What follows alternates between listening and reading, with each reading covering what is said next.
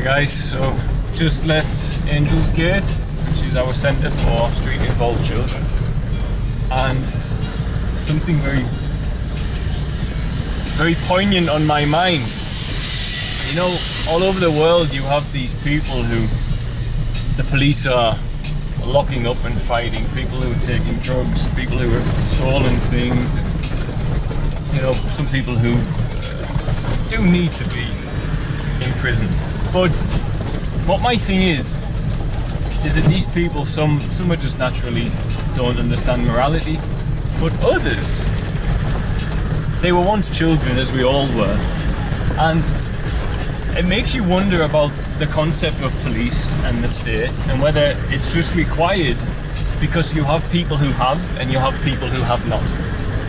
And when you have people that have and when you have people who have not, many times the people without think it's not fair and they want something.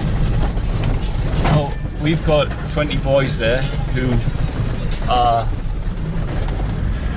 from backgrounds on the street, some of which have been involved in, or most of which have been involved in drugs, some of which who were sexually abused by men and taught how to sexually abuse younger boys. And I just heard a story from one of our members of staff who used to live on the street, and he was speaking about something the boys had said, some of the older boys there. And the older boys said to him, you know, it was getting to the point on the street where we were begging, we weren't getting anything, we had no life, we were hungry, we were sleeping outside all the time, and we could see all these people around us with lots of money and they just had more than they need, you know. And they said they were getting to the point where they were going to look for a gun. And the boys who I love at my centre, who are now attending school, and they are good boys, they have good hearts, were looking at the point of looking for a gun. And had they got a gun, they'd have started robbing people with the gun. This is what the plan was, to have a gun. And people would have died. It happens a lot in Tanzania, people get desperate.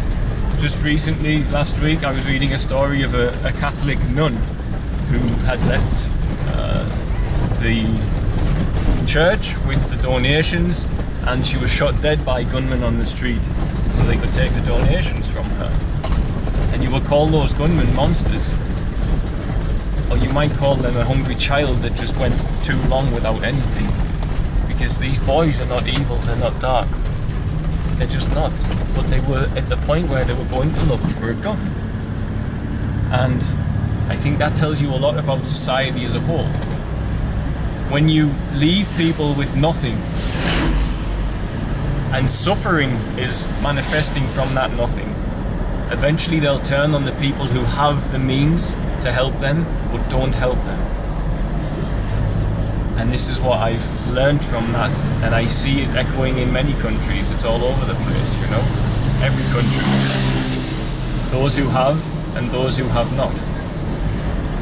And it's those who have that need to start sharing with the have-nots.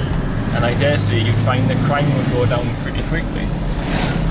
Because the crime of taking from someone who's very wealthy is a crime and it shouldn't happen. But is the crime of being very wealthy and letting children go hungry and suffer on the streets? Why is that not seen as a crime within the capitalist system we live in, within the current system we live in? And for me, it's clear that both are a crime. Just one's a crime of morality and one's a crime of morality and of the written laws.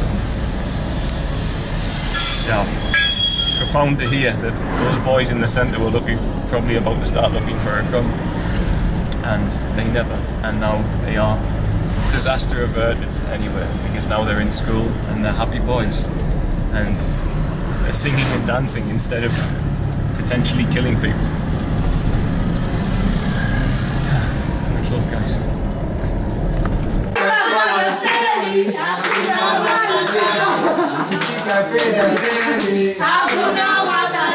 Ukifika na uchira, hakuna matata.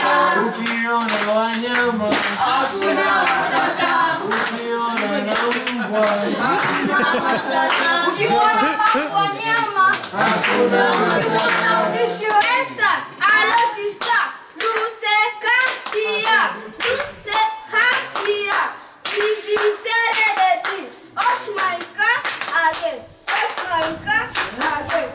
Jamaica again.